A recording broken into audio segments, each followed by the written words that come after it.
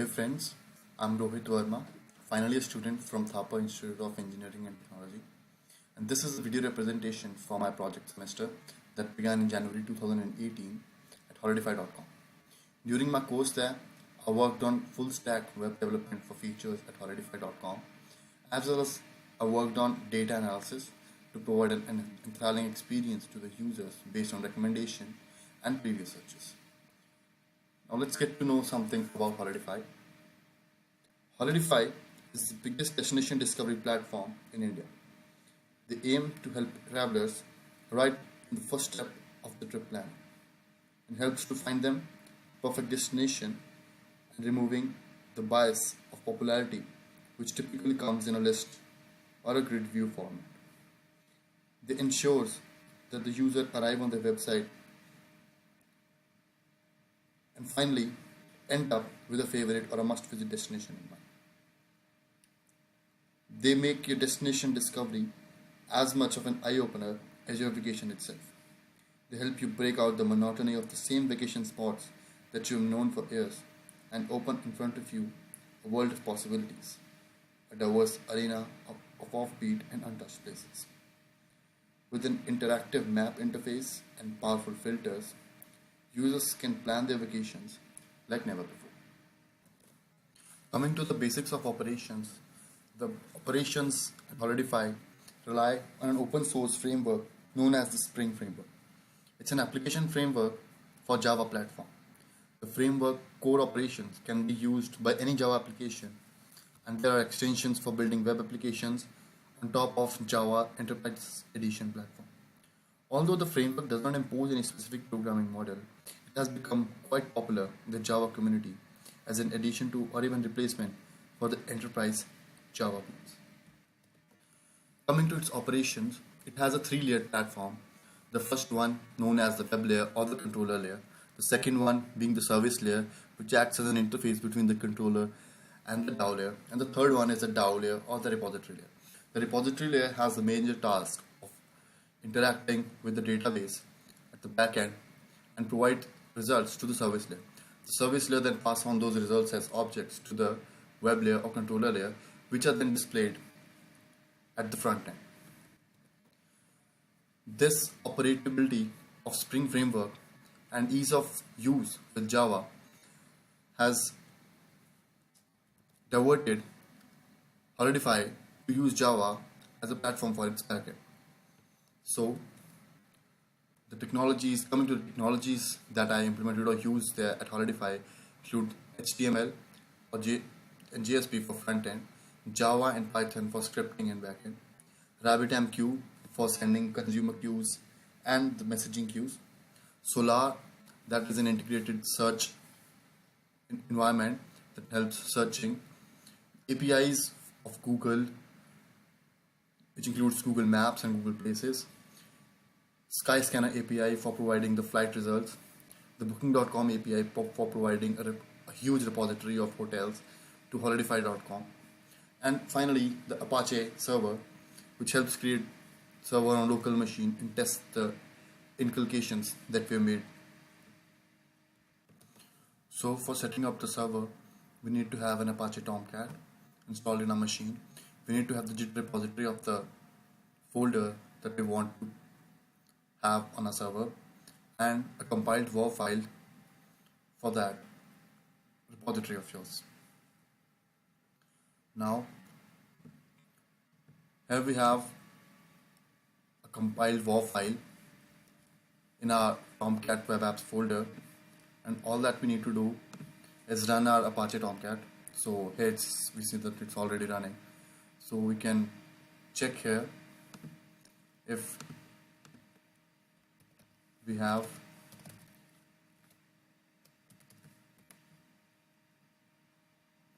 an operating Holidify page. So yeah,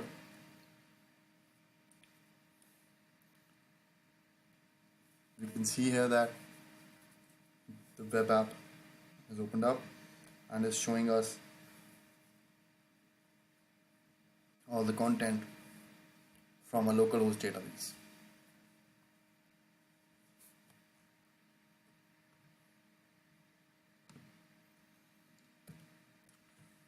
Now coming on to the first project that I did there was enabling the destination stay facility, that is the hotels. For that we used booking.com API, which provided us with a JSON file of all the hotel results. Now let's check how the booking.com API works. For this we'll shift on to Eclipse. Here we have the API link from the service layer. We'll copy this link and we'll paste it here.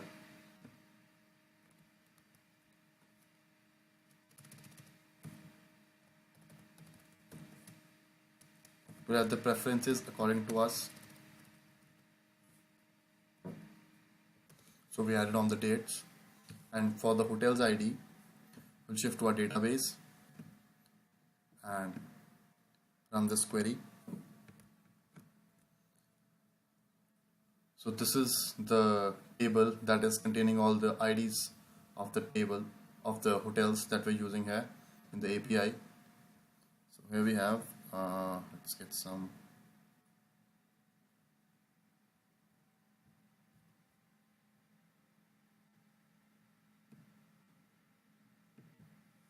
Let's get this hotel ID.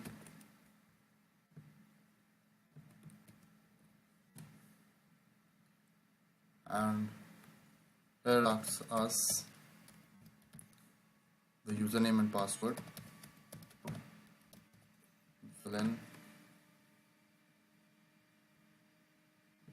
So yeah, here we get the whole data for this hotel ID.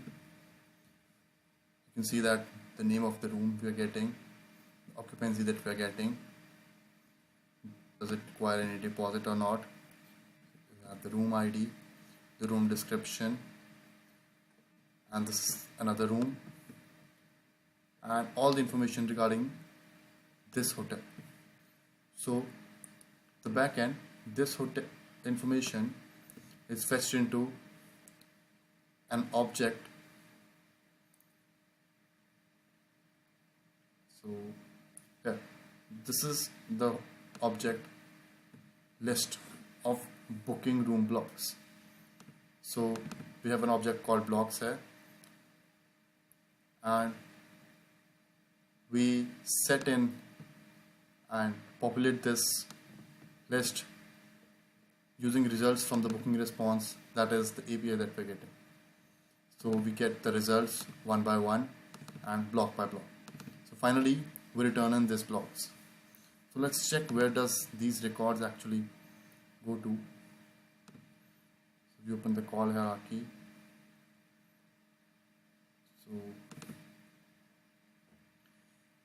So see, here it's called, the function is called here, the list of blocks is getting saved here at the get booking availability link, and we're getting, and it's checking here that if the room blocks are empty it returns no rooms, otherwise it returns booking rooms.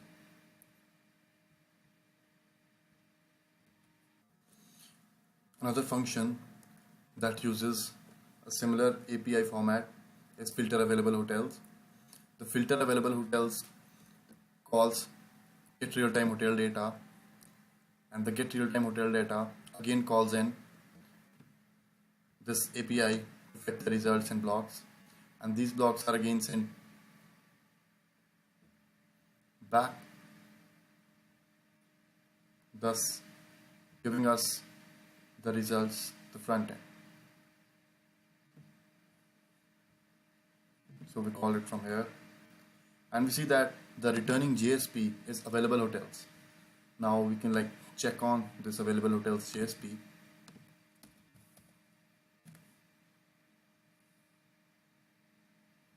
So available hotels. So here we are. So it gets an hotel list in the JSP, and that list is rendered here according to the whole format that we define here. So if we check on holidify.com,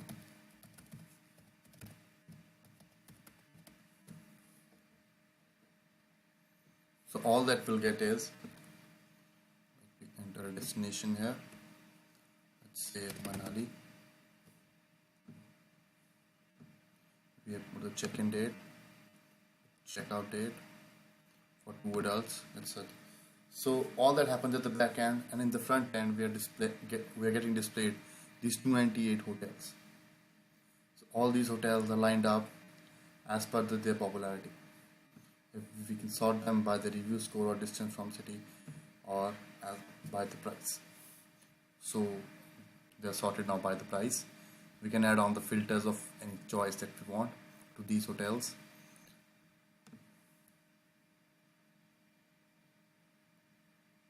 Rating 7+.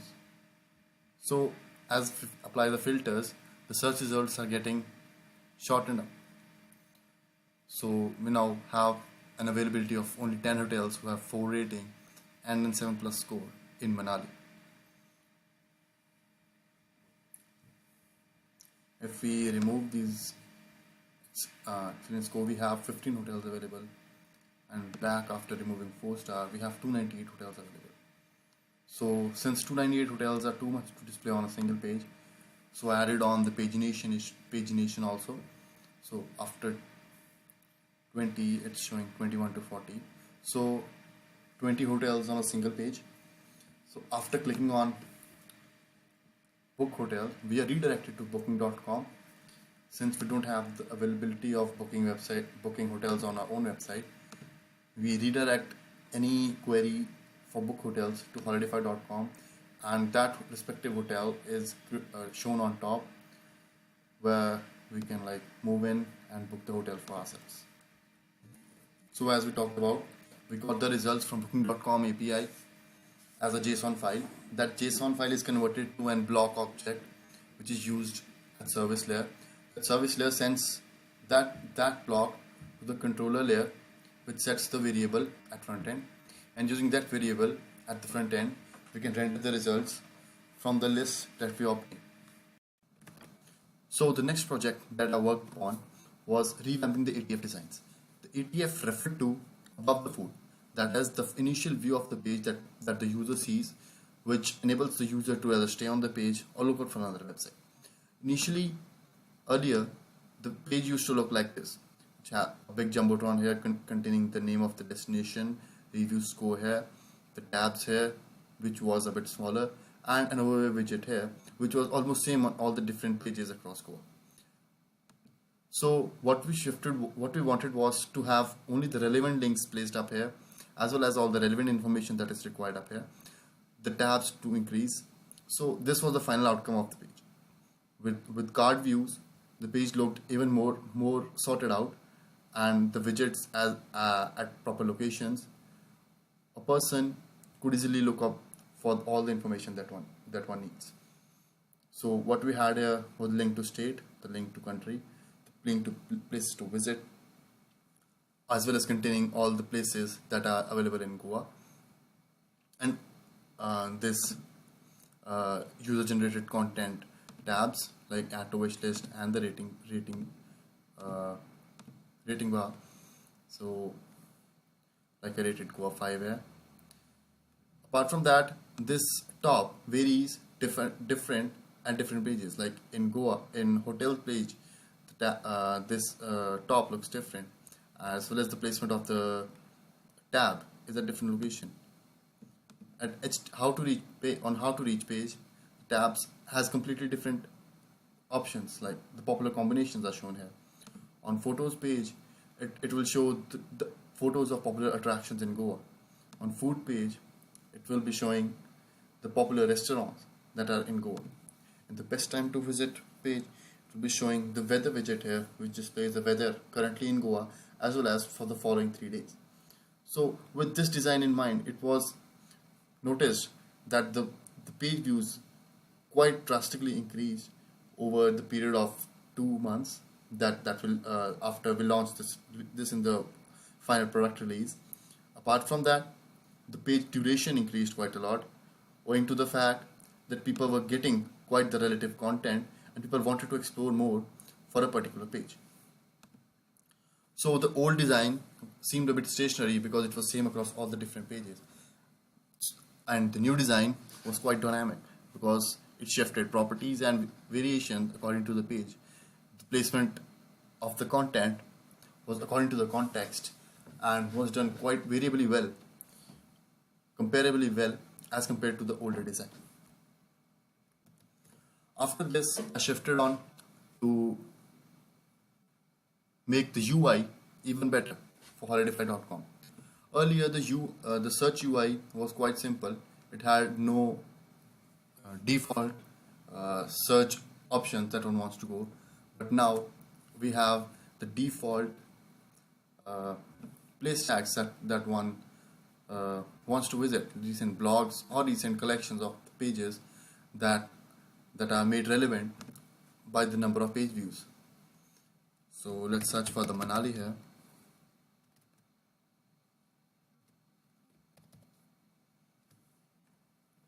So here we have the most relevant search for Manali is the 12 must visit cafes in Manali. So it's a flexible page which gives us a list of all the different cafes that are available in Manali. Apart from that, if we look out for hotels, it will provide us the hotels and resorts starting from the most relevant ones that have been searched on Holidify.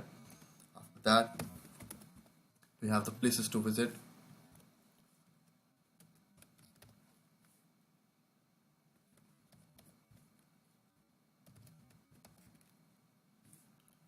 So here we have places to visit in Goa, which redirects us to the PTV page of Goa, which lists all the different places that are available in Goa.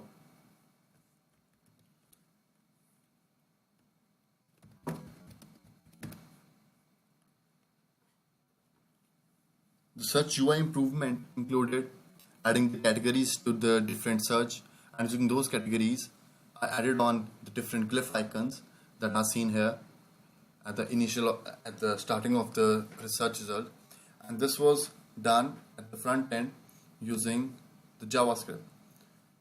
So let's see where it comes. So in the JavaScript, we have a function defined enable header search, which enables the search. We add on Bloodhound here.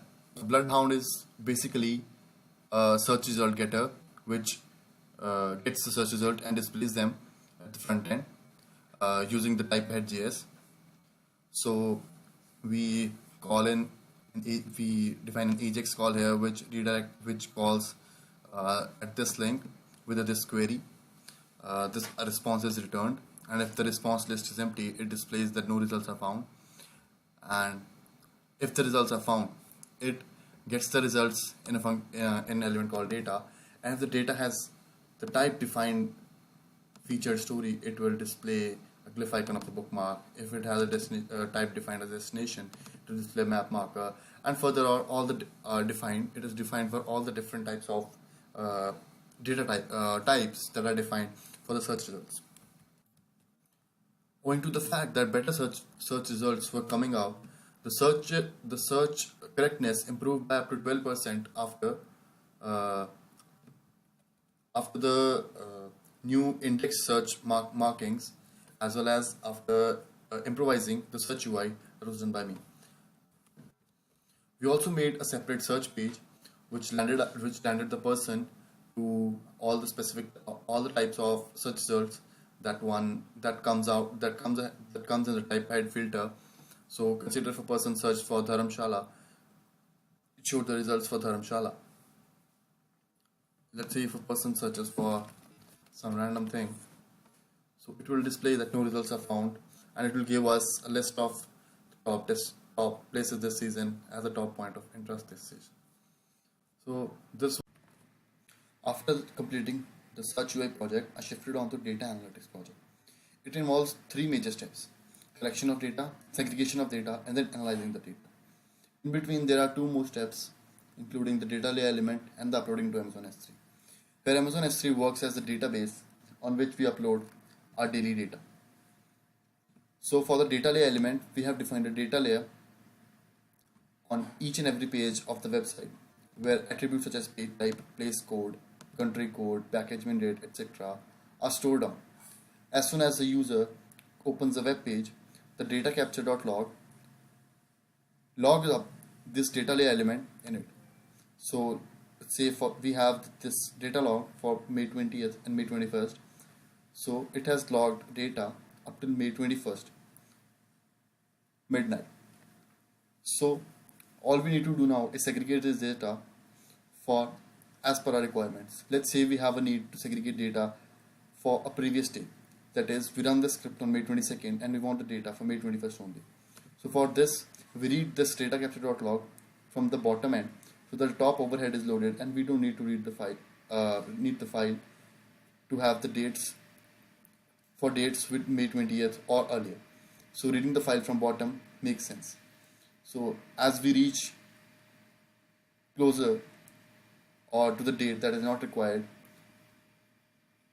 this Python script returns false and our script is terminated here and the file is closed. The closed file thus contains data with JSON format containing only the relevant information. After that, this relevant information is uploaded to the Amazon S3 database via this script. So this script contains an access key ID which is unique to a user, as well as an access secret key which is again unique to a user. As well as we have a separate bucket name defined here and a file name defined here. Using this bucket name and file name and the credentials provided, the data from a machine is sent over to Amazon S3. So let's see how it's done actually. So we can see here that we have an Amazon bucket already created named as HLDFY, which is same name that I have defined here. So this bucket, let's empty out this bucket.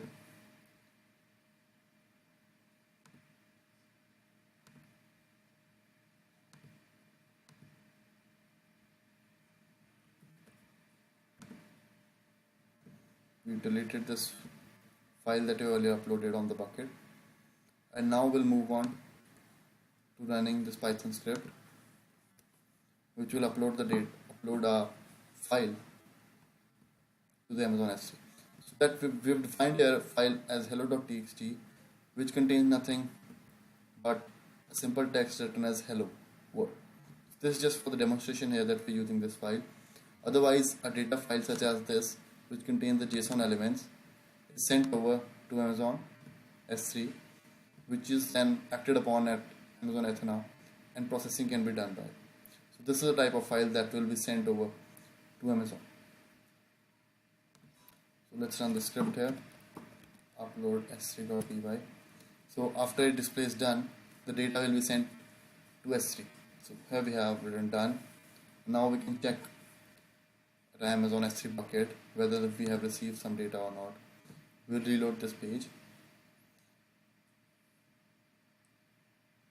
and as we can see here that we have uploaded the hello.txt file with the current timestamp and the current date. You can download this file to check if we have the correct file uploaded and not some other file.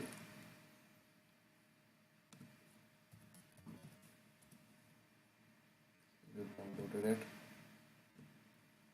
Let's check what's the content of the file.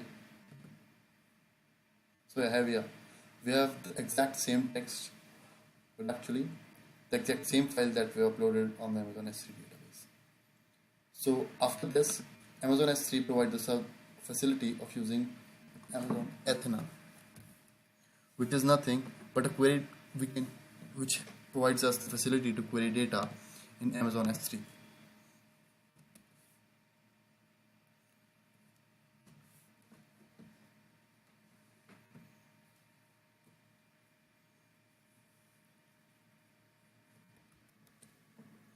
So we're loading the Athena interface. So yeah, all we have here is a query window which is similar to an SQL. We can run query based on our database that will create. Now all we need to do is create tables from that log file that we have saved up here. And then we can perform operations just like an SQL database. So Hive is operating here. Hive provides us the facility to perform SQL operations on the JSON data and thus save our time for analyzing the data as well. So these were all the projects that were assigned to me during my internship at Holidify.com. I'd like to thank my mentors, Mr. Kovid Kapoor, as well as the faculty mentor, Ms. Deep Man, for the continued support and motivation. I'd also like to express my regards for the complete Holidify team for their support during my stay there and all the things that I learned from them. Thank you a lot.